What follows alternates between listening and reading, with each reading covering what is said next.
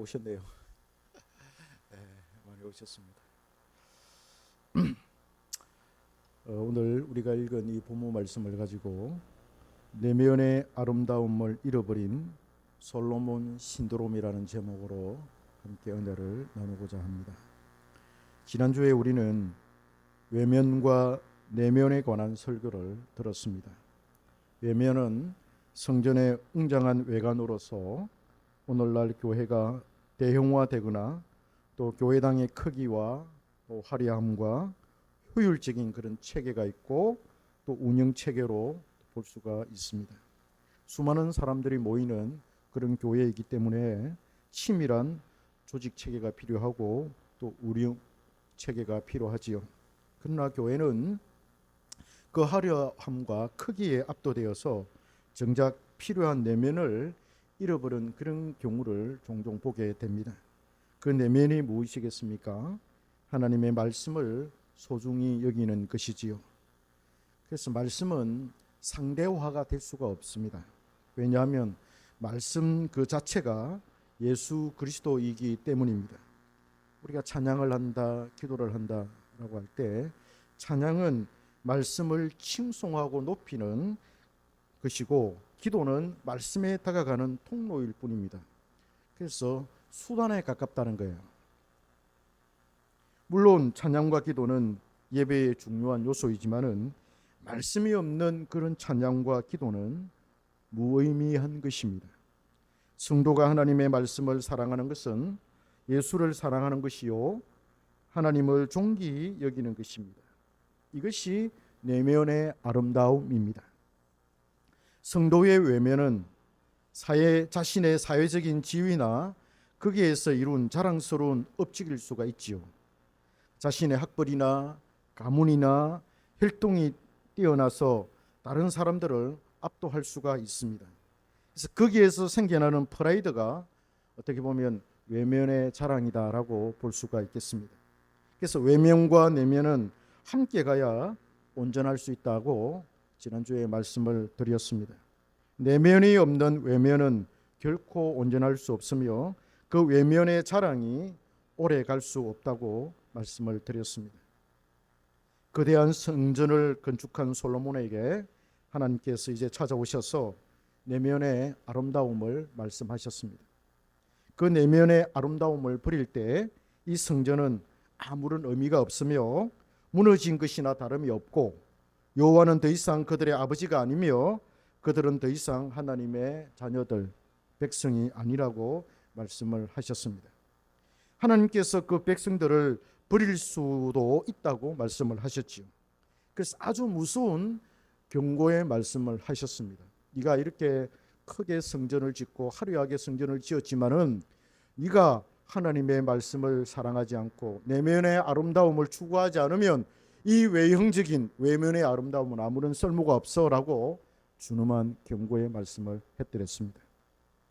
솔로몬은 내면의 아름다움으로 자신의 사명을 잘 감당하였습니다. 그가 지은 지혜서는 가히 세계적으로 탁월한 그런 지위를 얻었습니다. 에티오피아 시바의 여왕도 직접 와서 솔로몬의 탁월한 지혜의 말을 들었습니다. 과연 소문대로 솔로몬의 지혜는 탁월하구나. 무릎을 치고 박수를 치고 그렇게 칭찬을 많이 하였죠. 솔로몬의 이 지혜의 말은 그 당시 온 세계에 퍼져나갔습니다. 그는 그의 지혜로 나라를 다스렸고 그 지혜는 하나님의 율법의 말씀에서 비롯된 아름다움이었습니다.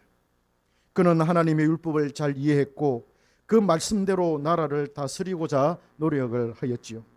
그로 인해서 솔로몬이 다스리는 이스라엘은 더욱 알찬 나라가 되었고 아주 부강한 나라가 되었습니다. 일천번제를 드린 솔로몬이 처음에 구했던 것이 바로 그 내면의 아름다움이었습니다. 하나님은 솔로몬이 구한 것을 귀하게 여겼고 또 기뻐하였습니다. 그로 인해 솔로몬이 구하지 않았던 부귀와 영화와 장수까지 주었고 그의 나라의 지경을 넓혀 주었습니다. 이스라엘의 영토는 그래서 더욱더 확장되어져 갔습니다. 지금의 이란 이라크의 그 나라에서도 조공을 바쳐왔고 또 이스라엘의 그 북쪽의 시돈, 두로 이쪽에서도 조공을 바쳐왔습니다. 이스라엘 주변의 모압이나 암몬이나 에돔이나 블레셋은 두말할 필요도 없이 그들도 조공을 바쳐왔습니다. 솔로몬의 왕궁에서 먹은 음식은 어마어마했고 그의 보좌의 크기와 그 화려함과 금과 은의 수량도 세계적으로 탑이었습니다. 군대를 운용할 때 드는 비용이 엄청났습니다. 여러분, 해군을 가진 나라, 그 한 나라에서 해군을 운영을 하려면 막대한 돈이 든답니다.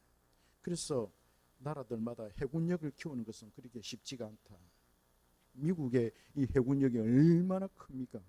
그래서 이 미국의 그 국방비가 해군에만 들어가는 돈만 해도 엄청나다고 그럽니다. 중국이 그걸 이제 미국을 앞서기 위해서 중국에서도 지금 이 군사력 또 군비를 얼마나 많이 확충하는지 모릅니다. 이 군대를 운영할 때 드는 비용이 엄청났습니다. 이 솔로몬의 군대도 정말 엄청난 그런 비용을 또 지불하고 큰 군대로 만들었습니다. 기마병과 전차의 숫자도 세고 세계의 최고였습니다. 그가 구상하고 실행했던 무역 사업과 또 건축 사업은 날로 번창했습니다. 여호와의 성전을 그는 건축을 했고 자신의 왕궁을 여러 개로 나누어서 지었습니다. 시바 여왕이 노래한 대로 솔로몬의 왕국은 태평성대를 이루었고 그의 백성들은 세계에서 가장 행복하고 부유한 백성이 되었습니다. 여러분, 우리가 꿈꾸는 게 이거 아닙니까? 우리가 꿈꾸는 게 이겁니까? 이거죠. 세상 사람들이 꿈꾸는 게 이거 아닙니까? 그죠? 정치하는 사람들이 꿈꾸는 나라가 바로 이런 나라 아니겠습니까? 날마다 왕의 입에서 나온 지혜의 말씀이 들으니 백성들이 행복하고 경제적으로 부유하니까 이 또한 최고의 행복이었고 만족이었습니다. 상당한 기간 동안 이런 행복은 이스라엘에서 지속이 되었습니다. 그러나가 중요합니다. 그러나 솔로몬은 이 때문에 그 내면의 아름다움을 잃어버렸습니다. 자신의 넓은 마음과 넓은 정신으로 인해서 자가당착에 빠졌습니다. 그는 자신의 영토를 넓히며 부강한 나라가 되기 위해서 주변 나라의 공주와 정략적인 결혼을 하였습니다. 애굽의 공주들과 모압, 암몬, 에돔, 시돈과 헷 족속의 여인들과 그는 결혼을 하였습니다. 이로 인해서 다양한 문화가 이스라엘의 침투에 들어왔습니다. 다문화 사회가 된 것이죠.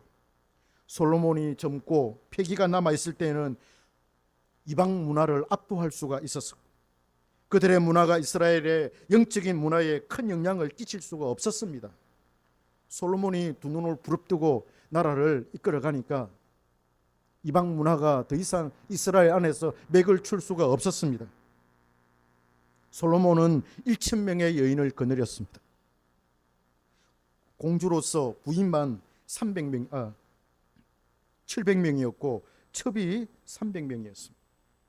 대단한 여성 편력이 아닐 수 없었습니다. 국가를 위하고 왕위를 위하여 아내를 많이 두는 그런 명목이었지만은 솔로몬은 무엇이든지 크고 많은 것으로 나라의 웅장함을 나타내려 한 것으로 보입니다. 성적인 편력이 합법적인 그런 명분으로 미화되고 있었습니다. 솔로몬도 사람인지라 나이가 들어서 늙게 되었습니다. 솔로몬을 보면서 말년이 참으로 중요하다라는 그런 생각이 듭니다. 우리 교수님은 말년을 얼마나 잘 보내고 있는지 모릅니다. 얼마나 보람되고 얼마나 의미 있는 그런 삶을 살고 있는지 참 행복해 보입니다. 그래서 솔로몬은 말년이 그렇지는 못했어요. 솔로몬이 나이가 들어서 늙게 되자 그의 아내들의 활동이 분주해졌습니다. 솔로몬이 힘이 없으니까 아내들이 여성들이 이제 나서기 시작한 것이죠. 제각기 자신들의 문화를 퍼뜨리기 시작합니다. 그들의 문화는 그들의 신을 숭배하는 것이었습니다. 이로 인해 이스라엘 안에는 우상 숭배가 만연하게 되었습니다. 솔로몬이 모르는 척하지 않았습니다. 알고도 모르는 척 시선을 돌리고 그러지 않았습니다. 아내들의 요구에 따라서 몰록에 그는 신전을 짓고 산당을 짓고 그모스에 산당을 짓고 신전을 짓고 자기가 나서서 그렇게 아내들을 위하여 이방 신의 신전을 지어 주었습니다. 하나님을 사랑했던 그 솔로몬이 그 자기의 부인의 그 말을 듣고 하나님이 두 눈을 부릅뜨고 지켜보고 있는데 어떻게 그런 일이 일어날 수 있을까요? 신기하지 않습니까? 아내들이 솔로몬을 보채더니 어쩔 수 없는 그런 상황일 수도 있습니다. 아내가 그렇게 보채니까 그 넘어가지 않을 그런 남편이 어디에 있겠습니까? 아내의 위력이 대단하더라고요. 아내의 위력이 대단하더라고요.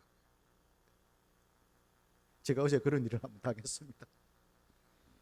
솔로몬은 결국 이방 여인과 통혼하지 말라는 하나님의 준엄한 명령을 저버리게 되었습니다. 하나님의 말씀을 버린 것이었습니다. 성전을 건축한 이후에 하나님께서 그에게 나타나서 두 분이나 나타나서 모든 말씀하신 그 모든 금명과 명령들이 수포로 돌아가고 말았습니다. 하나님이 두 번씩이나 나타나서 야 그러면 안 된다. 네가 하나님의 말씀을 사랑하고 내면의 아름다움을 추구해야 된다. 만약에 그렇지 않을 경우에는 내가 떠날 것이다. 내가 너희와 함께하지 않을 것이다. 그렇게 경고를 했는데도 불구하고 솔로몬이 그냥 넘어가고 말았습니다. 하나님을 두려워했고 그토록 하나님을 사랑했던 솔로몬이 어떻게 이런 결정을 내릴 수 있었을까요? 참으로 아이러니가 아닐 수가 없습니다.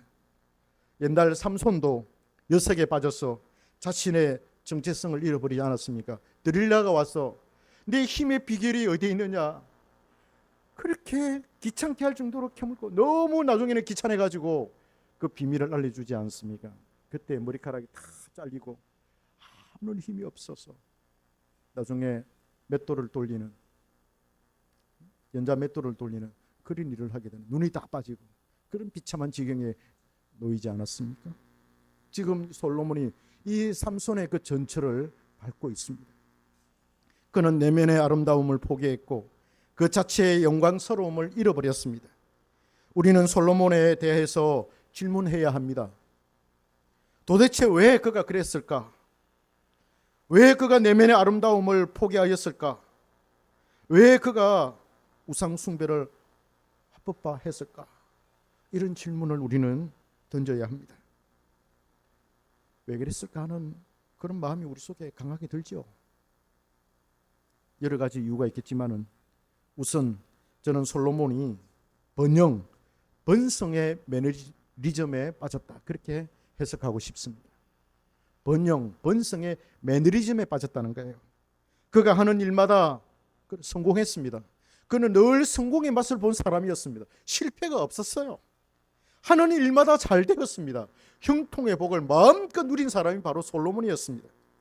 그와 함께 온 백성이 승리를 만끽하고 그것에 도취되었습니다. 매너리즘은 관성을 불러옵니다. 관성의 법칙은 과학의 법칙뿐만 아닙니다. 우리의 심리에도 있고 인간 본성에도 저는 포함된다고 생각합니다. 심리적 관성의 법칙이 솔로몬에게 적용되었다. 저는 그렇게 생각이 됩니다. 관성이라는 것은 힘이 어느 한쪽 방향으로 쏠려 있으면 계속 그 방향으로 가고자 하는 그런 경향성이지요. 여기서 안전불감증이 생깁니다. 영적인 안전불감증이 생겨난 거죠. 이 번성과 번영이 예전처럼 계속될 것이다 그렇게 여겼습니다. 잘 안 될 거라는 생각, 실패할 것이라는 생각은 추호도 하지 않았고 그 생각이 아예 떠오르지도 않았습니다. 왜? 너무나도 일이 잘 되었기 때문에 무역을 하면 무역이 잘 되고 건축을 하면 건축이 잘 되고 군대를 이렇게 세우면 군대가 나가서 전쟁에서 승리하고 그래서 정복을 하면 다른 나라에서 조공을 바쳐오고 안 되는 일이 없었습니다. 좋겠죠? 정원 씨 그걸 꿈꾸잖아요.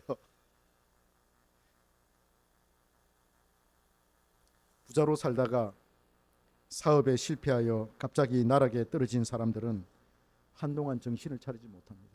그런 적 있습니까 혹시? 그런 적 없지요? 나는 누구지? 여기는 어디지? 나는 어디로 가고 있는 거야? 이런 질문을 내던지면서 어리둥절해합니다. 자신이 망했다는 걸 받아들이지는 못합니다. 그리하여 생계가 팍팍한데도 불구하고 씀씀이가 줄지 않고 체면을 유지시키려고 노력합니다. 돈은 없는데 쉽게 말하면 쓰던 가락이 있어가지고 막 나중에 돈이 없으면 부정한 방법을 또 하는 거예요. 그게 어떻게 보면 그런 관성에서 나온, 부자의 그 관성에서 나온 것 아니겠습니까? 왜 그럴까요? 부자의 상태에 대한 관성 때문입니다. 자신의 부요함이 계속될 것이고 자신은 결코 비참한 삶을 살 수 없다는 그런 인식이 계속되는 것이지요. 솔로몬도 자신과 이스라엘이 계속 성장하고 발전했으니 앞으로도 그리 될 것이라 이렇게 본 것이에요. 우리나라가 잘 안 될 거다. 나중에 곤두박질 칠 것이다. 나중에 위기의 상황이 올 것이다. 물론 위기의 상황을 생각해서 자꾸 이렇게 외형적인 것, 그걸 공화시키는 줄은 모르겠습니다. 그러나 자신에게 오는 그 힘이, 자신에게 오는 그 번영이, 그 형통이 내면의 아름다움에서 오는 줄을 처음에는 알았지만은 나중에는 그게 희미해져 갖고 아련해져 간 것입니다. 그러니 솔로몬의 영성이 쇠락의 길로 걷게 된 것입니다. 여러분, 영적인 사람이 물질 중심의 사고를 많이 하다 보니까 성공의 그 가도 속에서 영적인 보물을 잃어버렸습니다. 하나님에 대한 감각이나 말씀에 대한 감각을 잃어버린 것이죠. 이게 참 안타까운 거예요. 자기의 이 번영과 번성을 유지할 수 있는 것은 내면의 아름다움. 하나님 앞에서 부들부들 떠는 거예요. 그래서 우리 환경의 이 정신을 솔로몬이 계속 깨닫고 유지를 했더라면 그의 나라는 계속해서 번성을 이루었을 것입니다. 환경이라고 하는 이름이 그래서 나온 거예요. 환경이라는 게 항상 하나님을 두려워하는 거예요. 항상 깨어서 내면의 아름다움을 추구하자. 이게 환경의 정신입니다. 스피릿이에요. 우리가 그 다음 솔로몬에 대해서 생각해 볼 수 있는 게, 솔로몬은 사울 왕처럼 고난을 당하지를 않았어요. 찾아보세요. 솔로몬은 고난 당한 게 별로 안 나와요. 물론 어릴 때 자랄 때 자기 어머니가 바세바였기 때문에 왕자들 세계에서 좀 이렇게 소외를 당한다든지 왕따를 당할 그런 경우는 있었을 거예요. 왜냐하면 바세바니까, 엄마가 바세바니까. 그렇잖아요. 다윗 왕이 좀 이렇게 좋지 않은 그런 상황 속에서 그런 어머니 밑에서 태어난 사람 이렇게 생각할 수 있지 않겠어요? 그래서 조금 그런 고난을 당할 수 있을 수도 모르겠습니다. 그러나 그 이후로는 고난 당했다는 말이 없습니다. 그의 아버지 다윗이 성군이 될 수 있었고 끝까지 하나님을 사랑할 수 있었던 것은 하나님께서 다윗을 시험하셨고 그로 인해서 그에게 고난을 많이 안겨주었기 때문입니다. 다윗이 좀 한가하다 싶으면 하나님께서 그를 시험하셨습니다. 좀 이렇게 살만하다, 한가하다 싶으면 하나님이 영락없이 찾아오셔서 시험하신 거예요. 그가 넘어져서 환난을 당하게 된 것이죠. 솔로몬의 일생에는 이러한 고난의 사이클이 없습니다. 성공과 번영이 주를 이루었죠. 우리는 여기에서 고난과 환난이 중요하다는 큰 교훈을 깨닫게 됩니다. 이제 그에게는 알맹이가 없는 껍데기에 불과한 거대한 왕국만 존재하고 있을 뿐이었습니다. 내면이 사라지니까 외면의 아름다움과 웅장함은 아무런 소용이 없었습니다. 누구를 위한 웅장함이며 누구를 위한 화려함이며 누구를 위한 아름다움입니까?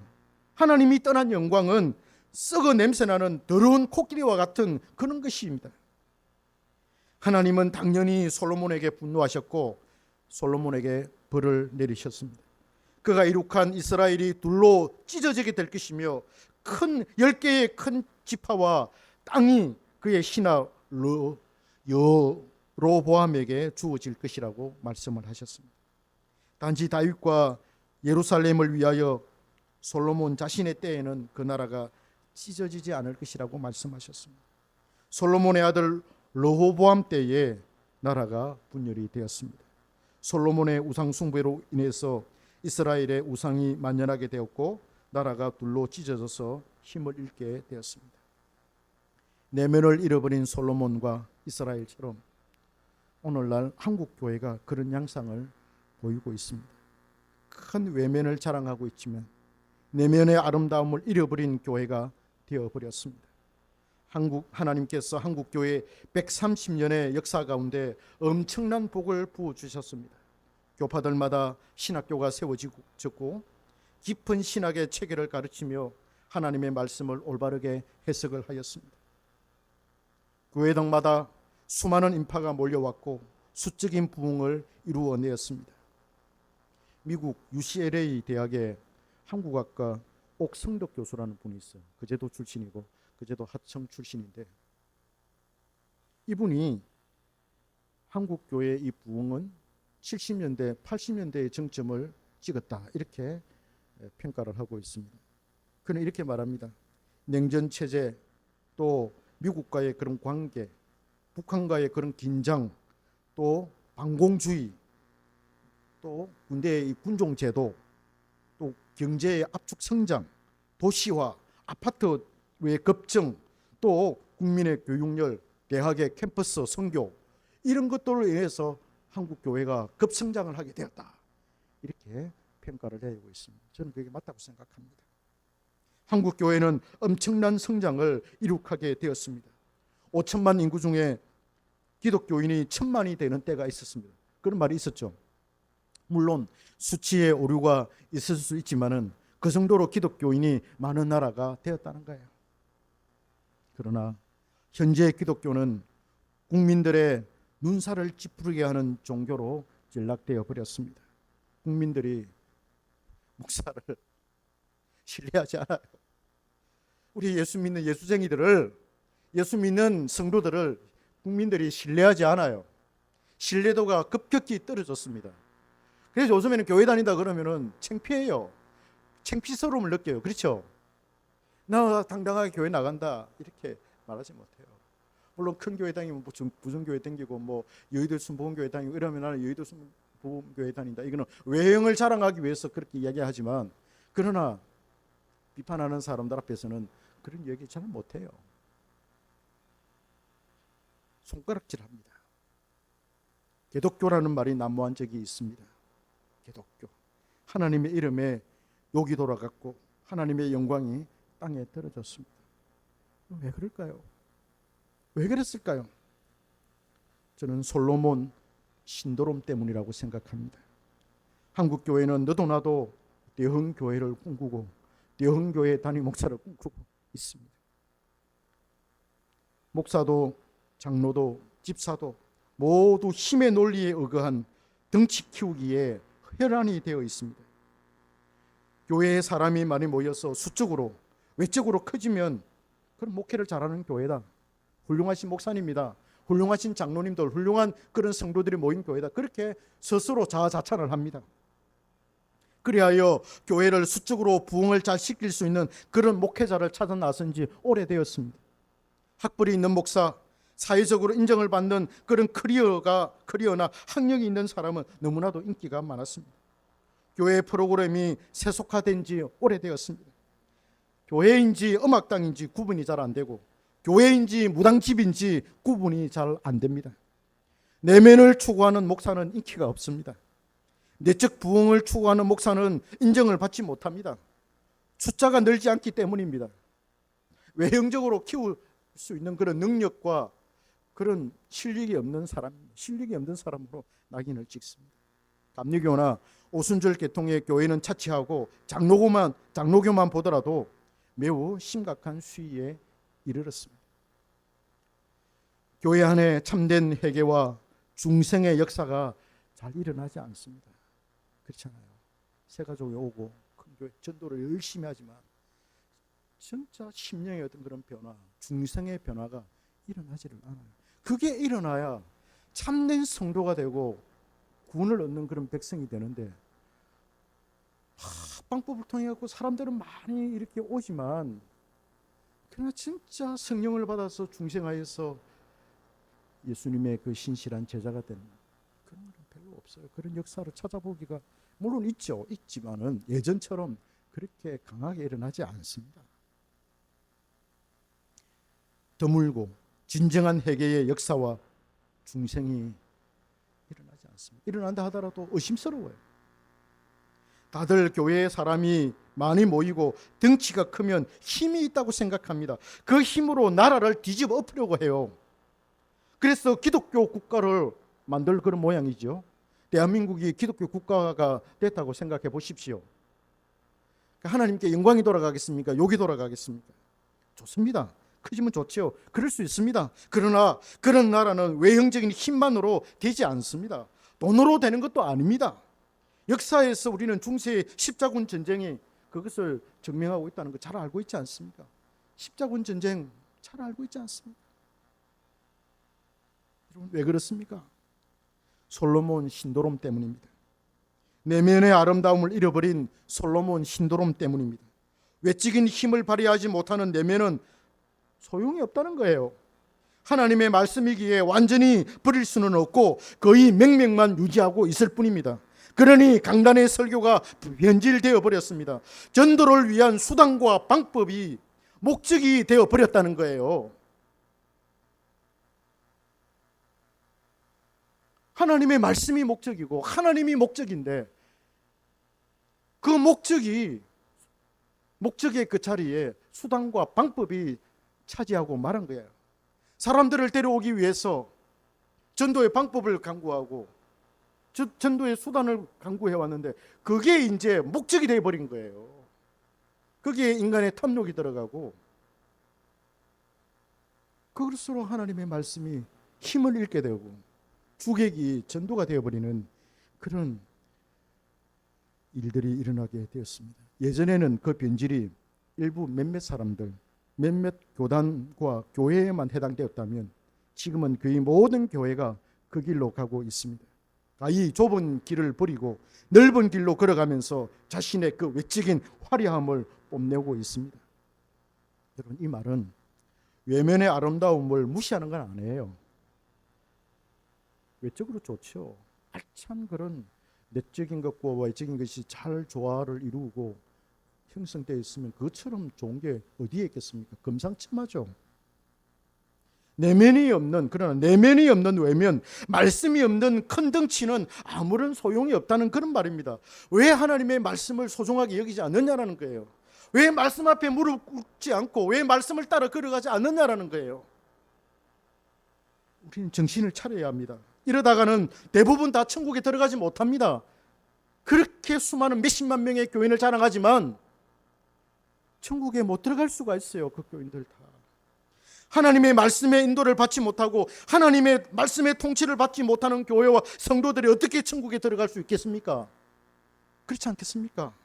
정신 바짝 차려야 합니다. 솔로몬 신도롬에서 빠져나와야 합니다. 내면의 아름다움을 추구해야 합니다. 내면이 추구될 때 자연스럽게 생겨나는 그 외면을 우리는 바라볼 수 있습니다. 그겁니다. 우리가 추구하는 게. 내면이 없는데 자꾸 외면만, 외형적인 것만 갖추려고 노력하는 거예요. 그렇잖아요. 그는 마치 고위공무원이 그죠? 도둑질하는 것과 똑같은 거예요.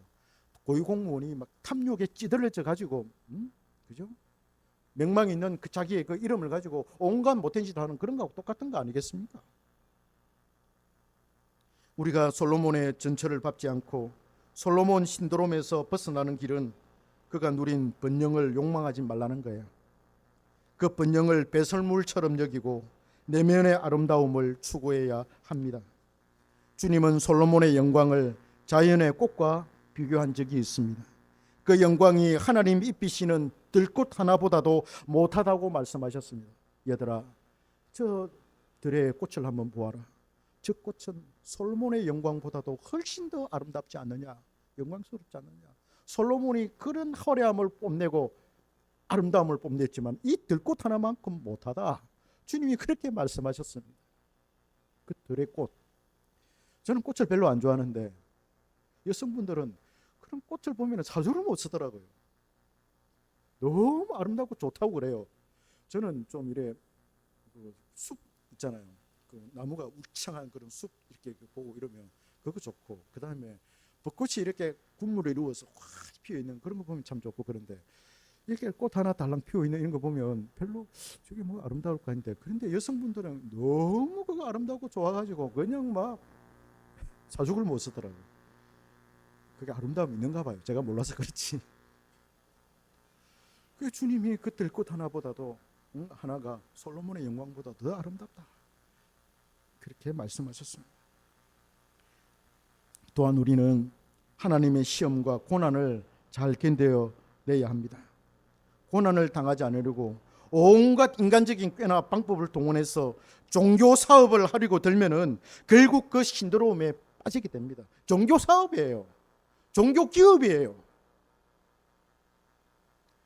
그걸 생각하면은 이 신드롬에 빠질 수밖에 없습니다. 우리는 거기서 벗어나야 합니다. 하나님의 시험과 이 고난을 잘 견뎌내야 합니다. 말씀으로 견디고 이겨내야 거기서 생겨난 교훈이 생명을 살립니다. 천국에 들어가기 위해서는 주님 말씀하셨습니다. 많은 환난과 고난을 겪어야 한다.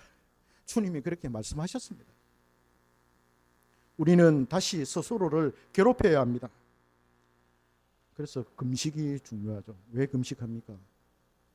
내가 어떤 것을 하나님으로부터 부여받기 위해서, 얻기 위해서 금식하는 것도 있습니다만은, 그러나 금식은 자신의 그 세상적인 그런 욕망을 떨쳐내고 자신을 괴롭히는, 그 고난에 동참하면서 괴롭혀서 정신을 바짝 차리게 하는 그런 의미가 있습니다. 그래서 1년에 한 차례 정도는 금식할 필요가 있어요. 같이 합시다. 금식 중요합니다. 스스로를 괴롭혀야 합니다. 하나님께서 준엄한 심판을 내리시기 전에 마음을 돌이켜서 본질로 돌아가야 합니다. 우리는 그동안 너무나도 상황 논리에 잠식당해 왔습니다. 상황을 뛰어넘는 그런 진리를 붙들어야 합니다. 그것이 우리가 살 길입니다. 이걸 붙들지 않으면 처음에는 잘 될 수 있습니다. 그러나 나중에 멸망한다니까요. 솔로몬이 멸망하는 것처럼 나중에 멸망합니다.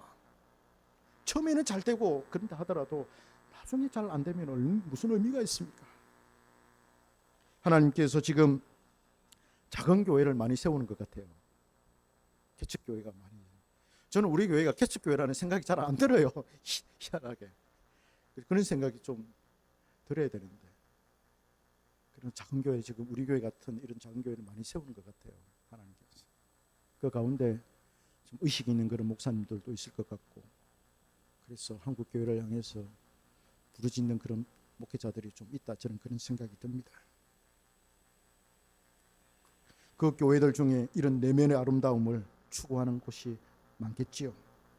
하나님은 나중에 그들을 들어 사용하심으로 외형적인 것을 뽐내고 자랑하는 그런 교회들을 부끄럽게 하실 거예요. 하나님의 말씀으로 돌아가는 것이 하나님께로 돌아가는 것이며, 말씀을 사랑하는 것이 하나님을 사랑하는 것이고, 이것이 내면의 아름다움을 추구하는 것이고, 이걸 추구할 때 우리는 솔로몬의 그 신드롬에서 벗어날 수가 있는 것입니다. 기도하겠습니다.